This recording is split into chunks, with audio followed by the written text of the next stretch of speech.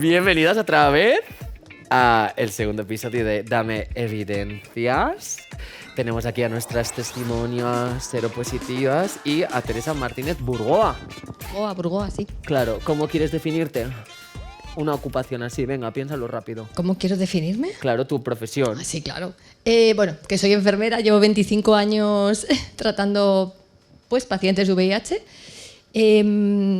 Algo que estoy aquí ahora mismo, tengo tantos amigos, porque ya son amigos como Rosa, como Paquito, como Raúl, ¿Sí? son ¿Os ya conocéis? amigos. No, ellos no, pero tengo tantos pacientes del hospital clínico que se corresponden con ellos, porque son amigos, porque hemos vivido 25 años de evolución de enfermedad y juntos, porque yo he sufrido también muchos miedos cuando empecé y gracias a ellos los he ido superando y bueno, nada, agradeceros a vosotros también que estéis aquí, que sois como ellos, que me parece que sois unos valientes. Y bueno, yo sí que te cuento algo de lo que hago habitualmente, de cómo me siento habitualmente en mi consulta, no sé muy bien. Pues mira, es una buena forma de empezar a romper el hielo, ¿no? Porque, bueno, claro, en el episodio será otro, entonces no habéis acabado de hablar, pero físicamente habéis acabado de hablar, entonces, bueno, en fin, que Teresa diga lo suyo. Bueno, que yo he empezado a lo mío, o sea, si quieres hablamos de No, otra pero cosa. mi vida, pero es que claro, tienes que explicar. A ver, quiero deciros que... ¿En qué consiste? Porque Mira. la enfermería es un punto fundamental. Mira, ha venido un médico, la verdad que los médicos y las enfermeras hacemos cosas completamente distintas. Mi consulta siempre ha sido una consulta de puertas abiertas, en las que no he hecho tanto hincapié en lo de indetectable e intransmisible, aunque lo hablamos, como en cómo estás tú como persona, cómo te sientes, ¿no? ¿Qué tal te va la vida? Hace 25 años yo tenía mucho miedo, me dejaron en la planta de VIH, la gente se moría, el diagnóstico era una sentencia, ya un poco mejor, pero una sentencia de muerte, con lo que los pacientes lo recibían horribles. Yo no sabía cómo enfrentarme tampoco, tuve que aprender mucho de esto. Y si me llegan a decir hace 25 años que a día de hoy, 2026, va a haber un tratamiento como hay ahora, digo, pero sois unos marcianos, o sea, ¿qué estáis hablando? Madre mía, ojalá, ¿no? Es que la gente se está muriendo y yo lo único que puedo hacer a su lado como enfermera es darles cuidados paliativos, darles ayuda mental, es decir, cuéntame lo que quieras, voy a intentar de verdad que sea lo mejor que pueda ser este episodio de tu vida en el que estás solo, como bien hablabais vosotros, tu familia no está porque no se lo habéis contado a tu familia, y voy a ser seguramente la última persona a la que vas a ver en tu vida. Esto es algo duro, ¿eh? Me ha costado mucho tiempo avanzar aquí, ¿no? En el 2026, por supuesto ahora, claro que la gente que vive, como decías Paquito, la gente ahora mismo tiene mucho miedo, pero ya el diagnóstico en mi consulta lo ha dado un médico, pero cuando viene a verme a mí ya es, mira, es un asco, desde luego, pero de esto no te vas a morir. No te vas a morir. ¿Te morirás de viejo o de...? Sí, pero de esto no. Y esto es un cambio muy importante. Es decir, ya, oye, no es una sentencia de muerte. Cuídate, tienes mi puerta abierta. Lo que necesites voy a estar aquí. Te voy a ayudar en todo lo que pueda. No solo físicamente, sino en lo que te pueda ayudar mentalmente. Aquí estoy y todas las dudas que tengas, mi puerta, mi teléfono, mi correo electrónico es tuyo, ¿no? Es un poco lo que hacemos las enfermeras aquí ahora. Desde luego que la muerte sea una cuestión inevitable, yo creo que es una certeza que aporta tranquilidad. Sin embargo, yo creo que sigue siendo frecuente que cuando te dan ese primer diagnóstico te surjan pensamientos irracionales, ¿verdad? Y tu cabeza se vaya por unos derroteros bastante trambólicos. ¿Vosotras habéis tenido algún pensamiento irracional, como de repente al escuchar el diagnóstico? ¿Qué fue lo que pensasteis en inicio? Yo en mi caso pensé que me iba a morir y pensando así con retroactividad, creo que estuve en shock como 5 años. 5 años. 5 años. Me imagino como los muñecos, los dibujos animados que les dan un golpe en la cabeza y se quedan así. Pues estuve 5 años así. Y esperando morirme, claro. Pero no me morí. Y dije, coño, voy a tener que empezar a vivir. Y entonces pues empecé a vivir, claro que sí. Y empecé a vivir teniendo mucho miedo a morirme. O sea, el miedo a morirte seguía ahí. Seguía ahí. No solamente el miedo a morirme, sino además una imagen que teníamos muchos seropositivos de mi generación. Yo llevo 40 años viviendo con VIH. Es que teníamos una pared que nos limitaba. No sabía cuántos años iba a vivir. Antes hablabais de lo importante que es tener un diagnóstico precoz. Y para que te puedan medicar lo antes posible, yo no me mediqué hasta 11 años después de mi detección. Quiero decir, en mí el VIH ha podido trabajar a sus anchas. Y no sé por qué me he venido aquí. Ah, vale, por el paredón y el miedo a morirme, ¿no? Bueno, Eres un superviviente. Absolutamente. Totalmente. Superviviente, Sí, totalmente. súper sexy. O sea, eres un grandísimo ejemplo Formo de esto. parte de un grupo Vamos. que se llama Supervivents, es un grupo de Cataluña. Este miedo a la muerte es algo que o te puede matar directamente, y antes hablábamos de lo mucho que te puede enriquecer, pero no nos vamos a olvidar de aquella gente a la que no le enriqueció en absoluto y que ha muerto, y ahí están. Y este recuerdo va para ellos y ellas y ellas.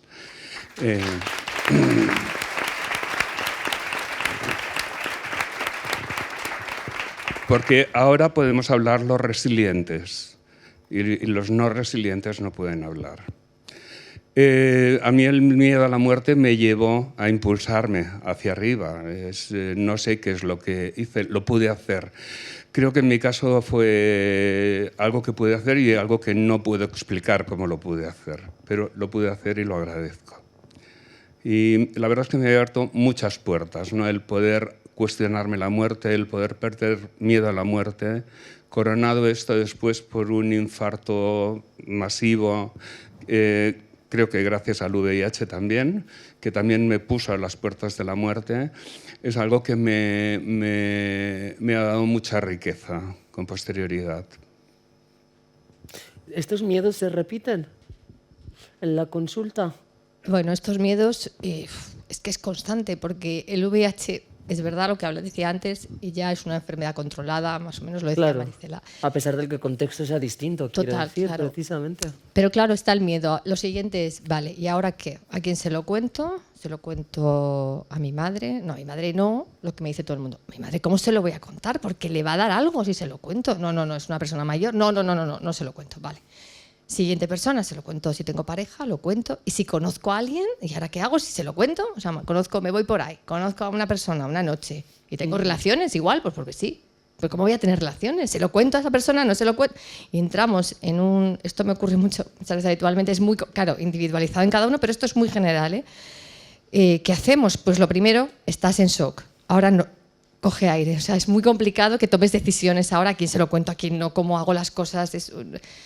Y a partir de aquí date un tiempo, piensa las cosas, hazlo lo mejor que puedas para ti, pero primero tienes que ser tú fuerte para enfrentarte a lo que te van a decir.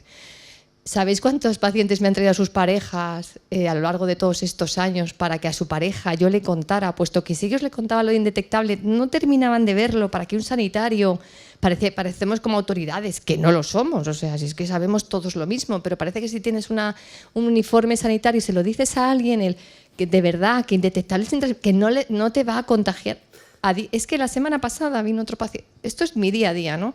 Con otra persona diciendo, por favor, explícaselo, porque estoy tan enamorado de él que es que me va a dejar si se lo cuento. Yo creo que ese es el gran problema de esta enfermedad a día de hoy. No tanto pensar en que te va a matar, que no, sino en cómo me enfrento a todo esto. O sea, ojalá hubiera más psicólogos, y aquí, si puedo, si me dejas hacer un poquito de reivindicación, tiene que haber más psicólogos. Yo al final soy enfermera, mis orejas están abiertas, pero no tengo tantos recursos para contestar a todo esto, ¿no? La sanidad necesita psicólogos y necesita que dejemos de enfrentarnos a el VIH. No son los gays, trans, no sé qué, solo son ellos. Por favor, ampliemos esto. El colectivo heterosexual existe, está ahí. También tiene relaciones, aunque no lo pensemos, también consumen drogas, aunque no se lo crea nadie. Y por favor, o sea, chequearos, hacer algo, haceros pruebas, estamos aquí. Y el Ministerio de Sanidad, ahí estoy yo detrás de ellos para que haga algo. La Isla de las Tentaciones es el programa más visto por adultos jóvenes. Meter ahí, por favor, algún tipo de chequéense, puesto que la Isla de las Tentaciones es un programa donde la gente solo va a mantener relaciones sexuales. Y necesitamos, ya que son heteros, venga, a ver si alguno de vosotros tenéis está a punto de traer hoy pruebas rápidas de VIH. Fíjate. A ver si alguien se anima, puesto que los heteros, bueno, no sé si... Pero ningún persona heterosexual se anima a que le haga en directo una prueba de VIH. ¿Qué pasa? Normalicemos esto. Quería decir esto, perdóname. No te preocupes, yo estoy muy a favor de que despotriques de la heterosexualidad. Coincido totalmente en que tienen que ponerse las pilas. Es la verdad, la gente heterosexual siempre hace lo que hacíamos nosotras 5 años atrás. Y esto es un desfase pues, que tiene que solucionarse, porque a veces en cuestiones como ponerse unos pitillos en 2026, pues el resultado es más frívolo e insustancial, pero en cuestiones de salud, como por ejemplo hacerse un chequeo, yo creo que ya adquiere un estadio más solemne. A ver, hemos sido una gente que nunca nos hemos planteado un proyecto de futuro porque no teníamos futuro. No hemos creado una red de apoyo porque no le íbamos a necesitar. Y entonces ahora, aparte de que no existe una especialidad médica de geriatría para VIH, que ya va haciendo falta porque vamos teniendo una edad y eso no existe, pues quería reivindicar cariño. Aparte de todo lo social, sí, que estamos muy necesitadas. Desde luego. Que estamos muy necesitadas por todo lo que hemos pasado y encima que vemos que nuestro futuro nos viene campanilleando, ¿no? Claro, sí, que parece que la supervivencia ya es como un premio, ¿no? O algo que has conseguido, ¡ay, qué bien! Pero claro. Pero el día a día se hace difícil, es muy cansado. Y que esto porque continúa, estamos cansadas. obviamente, porque tía. físicamente estamos cansadas. Entonces, entre ese cansancio y el mogollón psicológico que tenemos, es agotador. Y eso no lo recoge nadie. Y No me parece una broma reivindicar el cariño, ¿no? Exigir y demandar la ternura y los cuidados, porque creo que en el amor está lo colectivo y en lo colectivo todas podemos canalizar nuestra rabia y transformar esa rabia, esa frustración y esas sensaciones en un motor para un cambio social justo, realista y verdadero. Así que, pues nada, ahora ya muchas gracias por esto.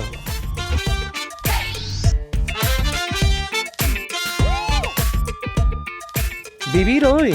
Estamos hablando mucho de cómo ha sido la evolución del VIH, ¿no? Desde esos comienzos, desde ese estigma, esa persecución tan brutal, esa especie de mito que conmocionó al mundo y hizo que todavía estuviéramos más relegadas a los márgenes y a las sombras, ¿no? Pues los avances científicos que hemos vivido, el acompañamiento, las redes de apoyo, hemos recordado a las que ya no están, hemos reivindicado el cariño. Vamos a hablar de la actualidad. ¿Cómo es vivir a día de hoy con VIH? ¿Cómo ha cambiado tu vida, José Ángel? Pues mira, una pregunta que muchas veces me la he hecho porque me he preguntado qué sería mi vida sin el VIH. Y realmente no cambiaría nada. Es verdad que muchas personas preferirían no tener VIH, pero en mi caso el VIH me cambió la vida de forma positiva. Es verdad que hemos hablado de superviviente, hemos hablado de largos diagnósticos y mi diagnóstico es un poco más reciente, tengo 6 años viviendo con VIH, pero es verdad que yo viví toda la pandemia del SIDA en un año porque soy migrante y me diagnosticaron en un país en vías de desarrollo. Mi primer tratamiento me creaba secuelas fatales y para mí eso fue un miedo y yo decía, vale, todo lo que me decían cuando era pequeño, cuando me decían que por ser maricón iba a tener SIDA, se está cumpliendo. O sea, el fármaco te sentaba fatal. Sí, fatal, fatal. Y aparte tenía mogollón de movidas, SIDA, fatal. Estaba mal, con 20 años. Entonces, yo creo que cuando acepté eso, cuando pude estar bien, pude darme cuenta que el VIH era mucho más positivo a mí. Y eso tiene que ver con el activismo, con las entidades sociales. Aquí quiero agradecer al valor social de muchas personas que trabajamos de cara al VIH y que hacemos un cambio sistemático. Por eso que yo lo vivo pues, de manera frenética, divertida y con ganas de dar más, de aprender y ayudar.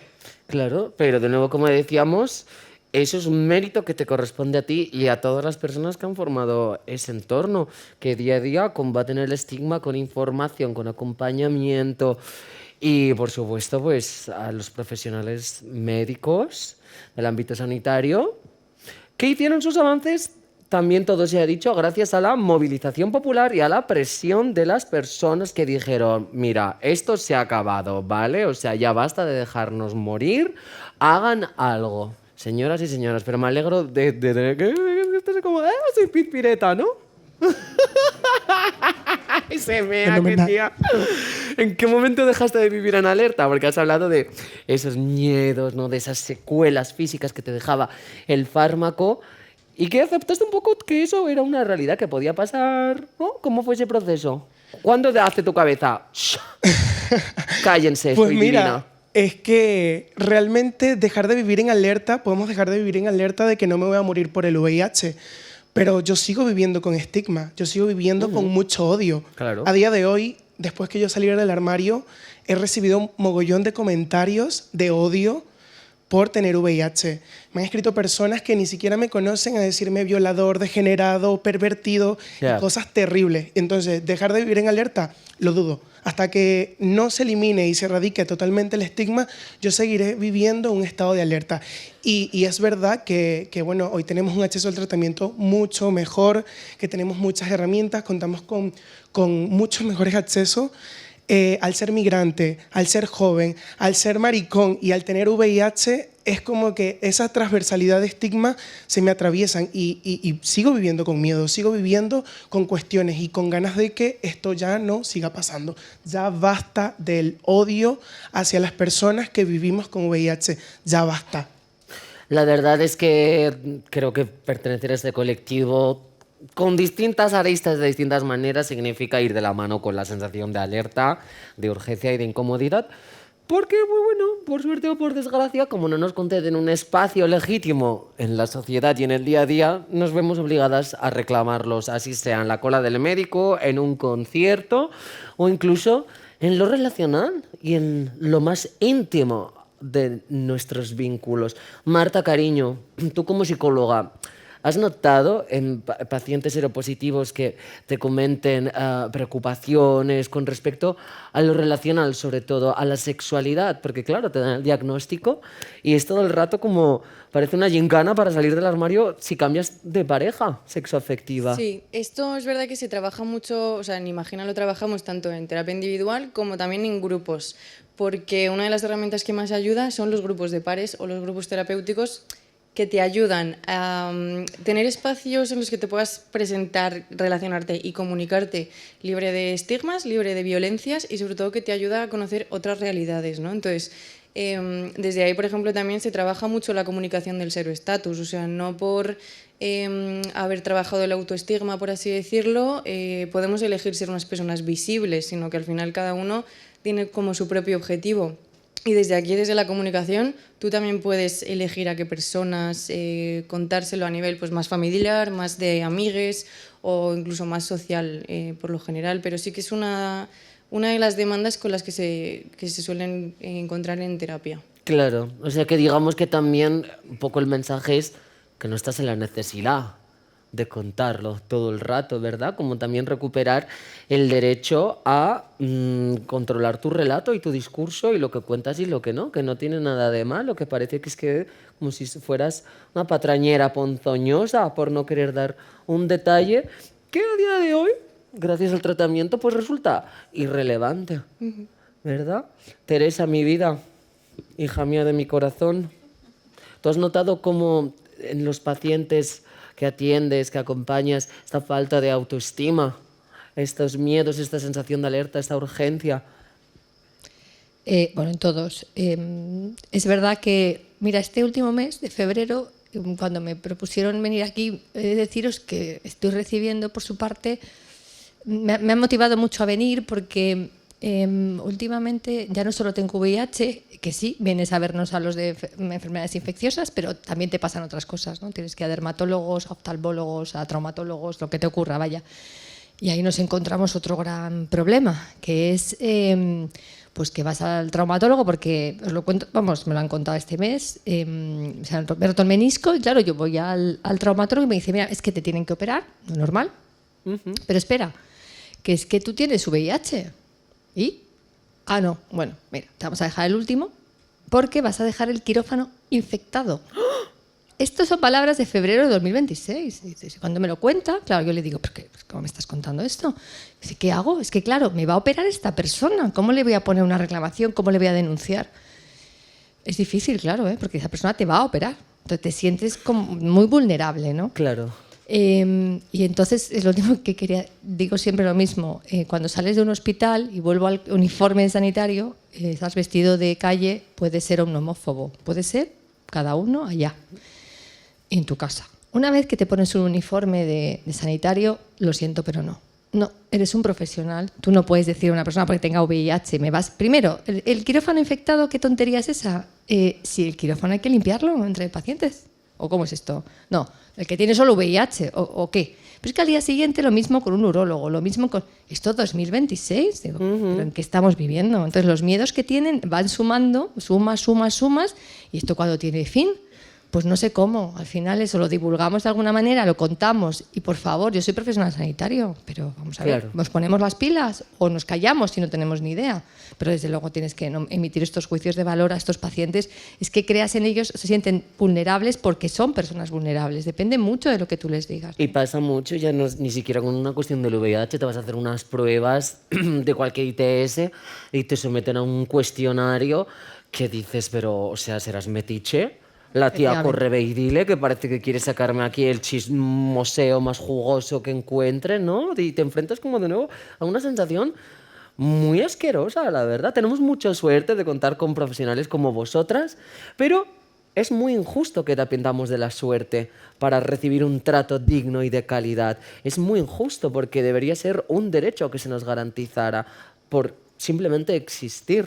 Pero aquí estamos, ¿no? Trabajando, luchando, esforzándonos, con una sonrisa, unas piernas de escándalo, un flequillo que me acabo de hacer esta misma mañana, así que mientras se levantan todas, menos tú, José Ángel, aplaudamos a ellas y a mi pelo.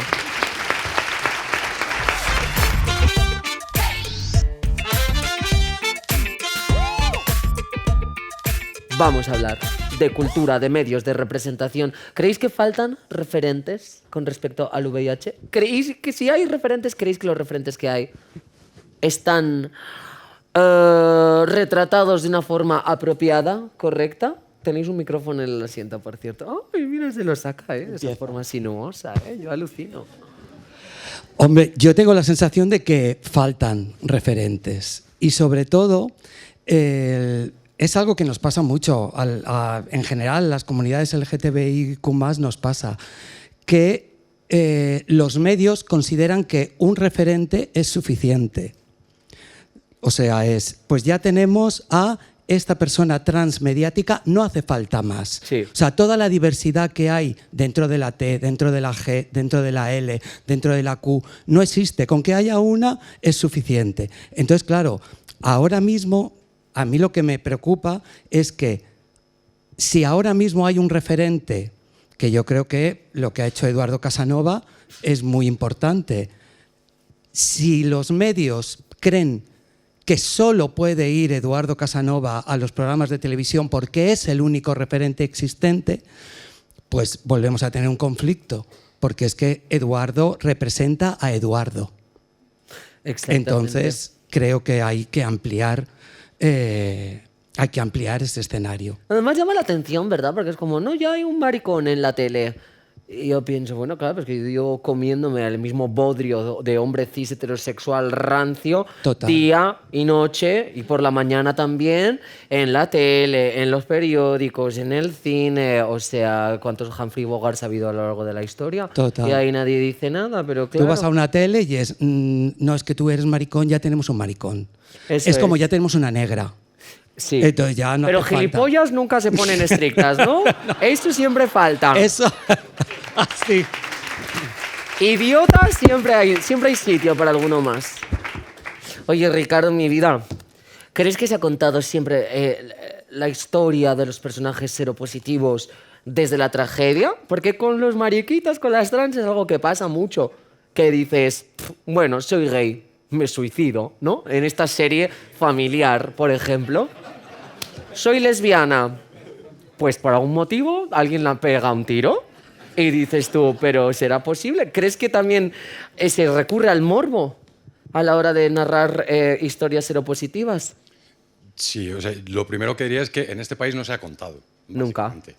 Entonces, si partimos de ahí, hay una coincidencia como bastante grande entre cómo se contaba desde los medios de comunicación y cómo se comentaba desde la cultura.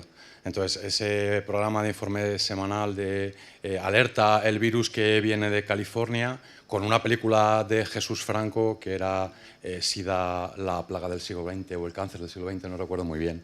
Entonces, hay una coincidencia en esa manera de contarlo desde el drama, desde pues eso, la muerte, el horror. Entonces no se ha contado de otra manera. Hasta ahora ya recientemente pues con alguna muestra y muy escasa también. Hacen falta que se cuenten más historias y desde otras perspectivas. Y es importante también separar el cuerpo biológico del cuerpo moral y comenzar una vez más a hablar de prácticas de riesgo y no grupos de riesgo, y que se cuenten las historias desde todas las perspectivas, porque hay que romper ese pensamiento mágico. Esto nos afecta a todas, absolutamente a todas. Es que yo también creo que, claro, si tú ves una película de 1986, ¿cómo lo iban a contar? ¿De qué otra manera lo iban a contar? Entonces, claro, yo por ejemplo recuerdo haber visto Parting Glances, creo que eran miradas para una despedida, donde el personaje que ya había desarrollado SIDA era un personaje divertido, era un personaje que no muere en la película, que está ahí latente, pero que en ningún momento pretende dar pena. Luego ya llegaron Compañeros Inseparables, Filadelfia, que nos marcó a todos como qué horror es esto. Claro, o sea, ya, pero claro, es que íbamos avanzando, los 90, la situación no era Los amigos de Peter, que él reúne a todas las amigas para contarles. Sí.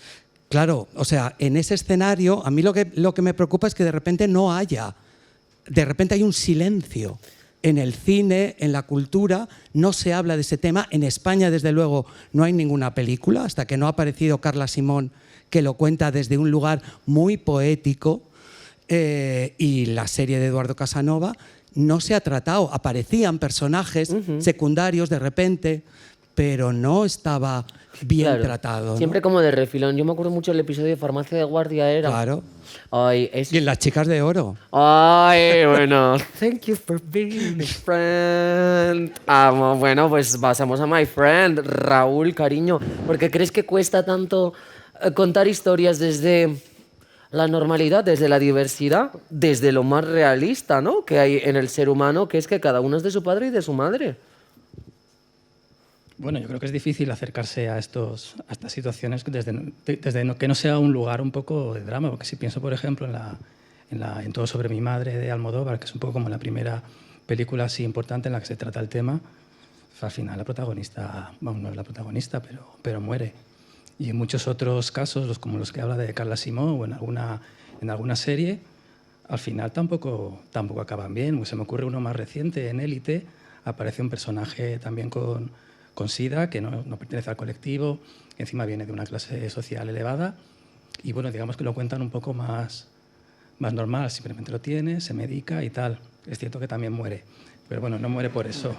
Pero en Élite muere todo el mundo. Sí, es un alacat, pero sí, al final ese tipo de cosas, tanto al SIDA, pero incluso también en todas las películas de tema homosexual, hay mucho trama y hay mucha muerte, desgraciadamente.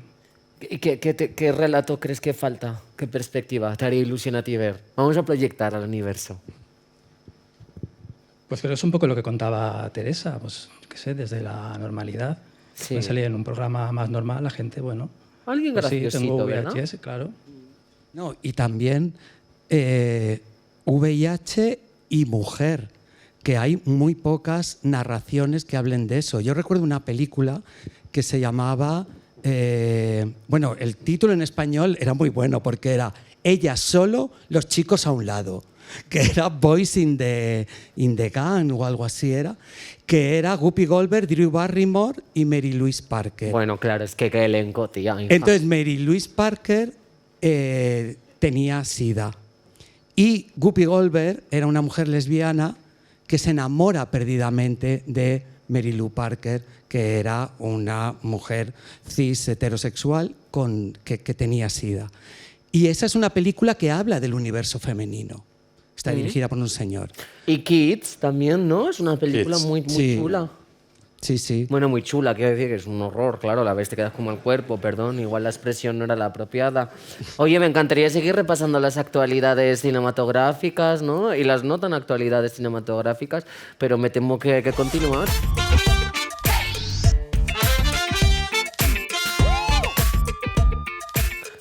Bueno, chicas, pasamos de la cultura, ¿eh? Hemos proyectado que queremos ver el séptimo arte, en la gran pantalla, qué historias nos gustaría que se contaran. Vamos también a proyectar desde el activismo. Vamos a mirar hacia un futuro que está aún por construir. Y pensemos cómo construirlo desde el presente. ¿Qué significa a día de hoy el orgullo para alguien con VIH? ¿Y cómo puede repercutir ese orgullo en las que van a venir después? Porque hemos hablado mucho. ¿Cómo puede repercutir el orgullo? En las que vienen después. O sea, ¿por qué es importante el orgullo a día de hoy para las personas seropositivas? ¿Y qué puede hacer ese orgullo en la actualidad para construir un futuro más justo? ¿Tenéis los micros, por cierto? Ah, claro. Tú es que proyectas muy bien, Rosa. ¿Quién comienza? Venga, arráncate, Paquito, hijo.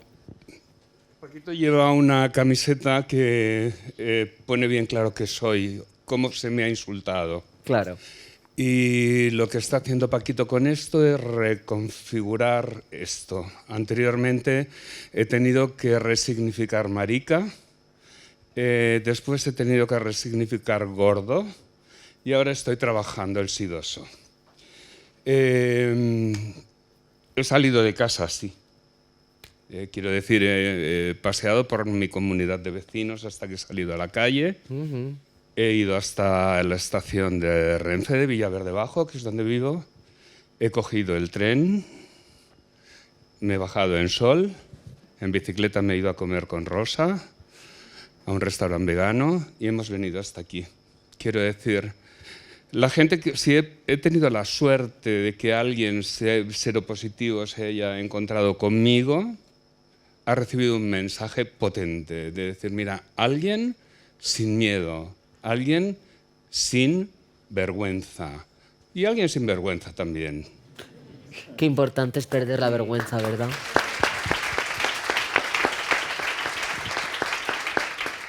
La vergüenza no hay que sentirla, hay que darla toda. A gente que le haga mucha más falta, como por ejemplo a un sinvergüenza, pues le das la tuya y así todas contentas. También creo que es frustrante tener que andar siempre como resignificando los insultos, pero hay algo muy hermoso en reapropiarse del lenguaje, ¿sabes? Porque creo que cabe preguntarse, ¿por qué trans y no travesti? ¿Por qué gay y no maricón? ¿No? ¿Por qué persona seropositiva y no sidoso? ¿No? ¿Por qué no coger esa inmundicia que es la única que nos ha dejado la sociedad y la humanidad en muchas ocasiones y lucirla a modo de estandarte, ¿no? ¿Por qué no devolverles la basura que han arrojado contra nosotras sin misericordia, sin piedad y con total impunidad a lo largo de estos años? Perdona, me he quedado corto diciendo lo que quería y quería añadir algo más. ¿Puedo? Añade, cariño, añade todo, vamos. Vale, claro. En este resignificar, este sidoso, además quiero llenarlo de orgullo y además quiero llenarlo de valor. Los sidosos que hemos sido señalados como apestados, como propagadores de enfermedad, propagadores de muerte, creo que necesitamos un reconocimiento social. Porque dentro de nuestros cuerpos está contenido el virus que no está viajando hacia vosotros. Lo tenemos aquí, detenido. Tía, me encantan siempre los puntos que haces. Estamos pagando el precio de las enfermedades, de las medicinas corriendo por nuestros cuerpos para que no vaya hacia vosotros. Y eso tiene que ser reconocido socialmente. Un aplausazo, por favor.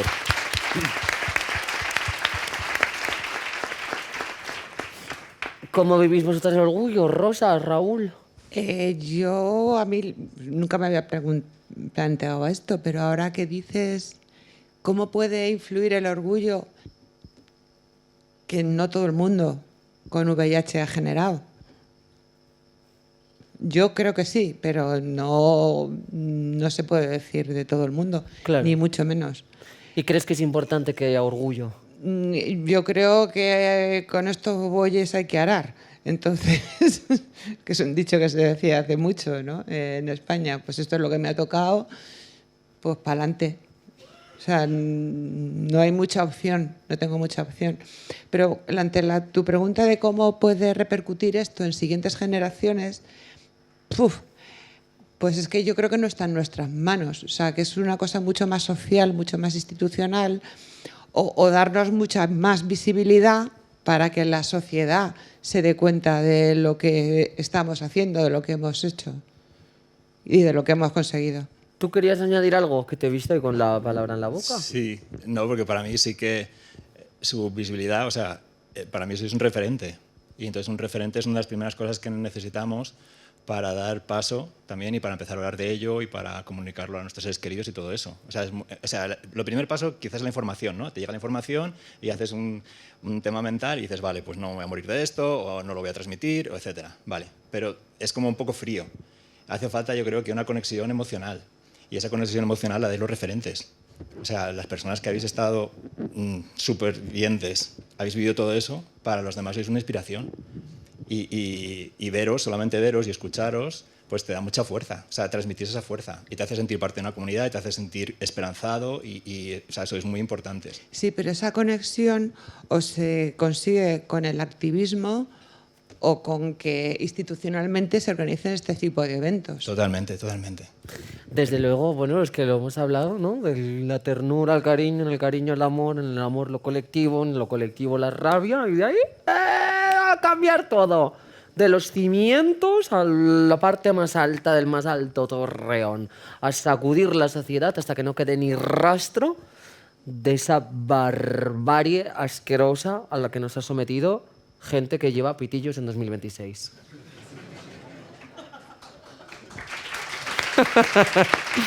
Vale, tenemos que ir concluyendo, pero antes quisiera preguntarte, Iván, no porque me interese tu opinión, sino porque te he llamado aquí y como no has intervenido, pues tengo que darte este beneplácito, ¿no?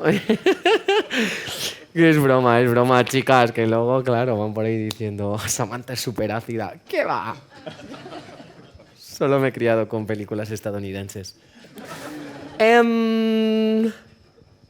Ser visible a día de hoy es un acto político. Hablábamos, ¿no?, de los referentes, de la importancia de la movilización, de cambiar lo institucional también, con esos profesionales de la salud que igual no están instruidos en ofrecernos el mejor trato. Pero el hecho de hablarlo, de mostrarte sin tapujos a la sociedad y a la gente que te rodea, ¿es un acto político? Yo es que creo que todo VIH es político, ¿no? Muchas veces cuando resumimos y decimos, que lo entiendo, bueno, hoy en día la esperanza de vida es idéntica, la calidad de vida es maravillosa, ya está, ¿no? Bueno, si resumimos que el VIH es un virus que se transmite entre personas, que se comportan como personas y que afecta a todo el mundo, ok, pero evidentemente es político. Es más, ahora estamos a punto de ver, desgraciadamente, cómo tenemos que defender con uñas y dientes los 20 años que llevamos de trabajo porque ciertas políticas están a punto de quitar un naipe y se puede venir todo abajo, ¿no? Defender los derechos humanos como eje vertebrador, defender la sanidad pública, el acceso universal. Esto no puede ser sálvase quien pueda o sálvese los nacionales, ¿no? O sea, estamos a punto de ver cómo se están eliminando fondos internacionales a los países más vulnerables. Tenemos que entender que la respuesta al VIH, evidentemente el VIH es político y nos han silenciado, nos han acallado. Los supervivientes, que por eso estoy tan feliz de que esté aquí Rosa y esté Paquito, tenemos que honrarles porque son memoria viva del VIH y tenemos que integrar sus necesidades y hacerlas nuestras. A las 40 millones de personas que no pueden estar aquí hoy hablando y sobre todo romper la vergüenza, el silencio, la culpa. No merecemos un señalamiento, no merecemos una condena, no hay nada más valiente que romper el estigma desde dentro. Y esto no pasa por salir en medio de comunicación, que ojalá vengan más Eduardos Casanova. Hay muchos activistas que hemos sido visibles desde hace mucho tiempo. Esto pasa por mirarse al espejo y no verse dañada. y hablarse a una misma con el mismo amor y esa resiliencia que estamos hablando, ¿no? ¿Cuánta gente con VIH no habla de VIH con su entorno? No puede contar con el apoyo de sus seres queridos, su familia elegida, solo habla de VIH con su profesional sanitario. Incluso le dificulta venir a asociaciones a hablar con psicólogas y con pares. Tenemos que acabar con esto porque ninguna sociedad decente castiga a sus miembros por una condición de salud. Ni por otra, ni por identidad, ni por nada por el estilo, ¿no? Entonces, no sé si estoy respondiendo a tu pregunta, pero creo que efectivamente el VIH es político y en el momento que desactivas ese autoestigma y ese silencio, lo cambia todo. ¡Qué barbaridad!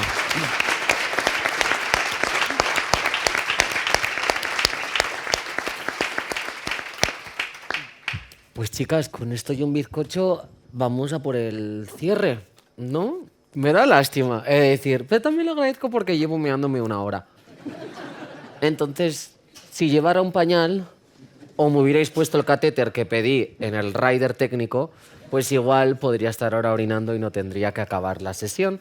Pero como no ha sido esta la situación, pues vamos a por el cierre coral. Si solo pudieras dejar una frase hoy sobre el VIH, ¿cuál sería? Concisa, por favor. Que os andáis por las ramas aquí todas y yo la primera. Pero vamos, empezamos así. Rosa, sentencia. ¿Puedes pedirme la ulti? Venga, pues Raúl. Vale, pero breve no sé, sí. Una frase. Tampoco no hay presión. ¿A que sí, no? Además, si te equivocas, luego te podemos doblar. Por favor. O si no, le digo, Iván, ya está. Eso es. Habla. No, a ver, yo lo que lo haría, me saldría un poco del VIH, para hablar del VIH, y es básicamente que tenemos que pensar todos un poco que estamos muy situados como jueces de los demás. O sea, no juzgar tanto al que nos puede desagradar o nos puede hacer sentir mal, y sí intentar informarnos de su realidad, intentar comprenderle. Yo lo haría así. Me parece un gran mensaje en una sociedad que nos empuja al individualismo y nos hace olvidarnos de que al final, pues, que tenemos enfrente es un espejo también de nosotras mismas. Así que muchas gracias, Raúl. Zaquito, sí. Mi vida. Un lema que me pueda poner en una camiseta. Sí, sí. Es que has cogido VIH por tu modo de vida, en definitiva, porque has querido. Me gustaría que gente que dice eso investigara cuántos cánceres, que están muy respetados, tienen su origen en hábitos de vida. Period. Te ha tocado. Yo solo Eres el faro ideológico de aquí, de todas, vamos. Esto está... Yo suelo reivindicar el VIH como respuesta comunitaria y también como resiliencia. Poco se habla de todo lo que se aprende y el desarrollo personal cuando te diagnostican y te enfrentas al estigma y ponerlo sobre la mesa. Viva Palestina libre.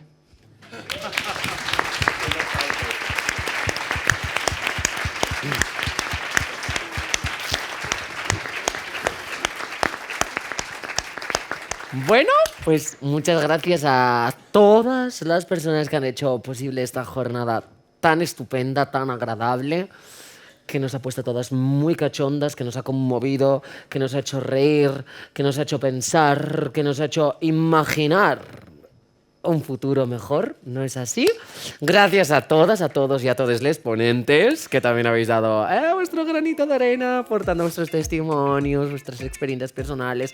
Y desde luego, yo creo que nos podemos quedar con la idea de que el VIH no te define, pero sí que condiciona tu vida. Así que alzar la voz de forma clara, concisa y sin tapujos, como hemos hecho todas aquí hoy, yo creo que es una de las herramientas más poderosas que tenemos. Viva la vida, viva el amor, viva vosotras y un fuerte aplauso que nos lo merecemos, coño.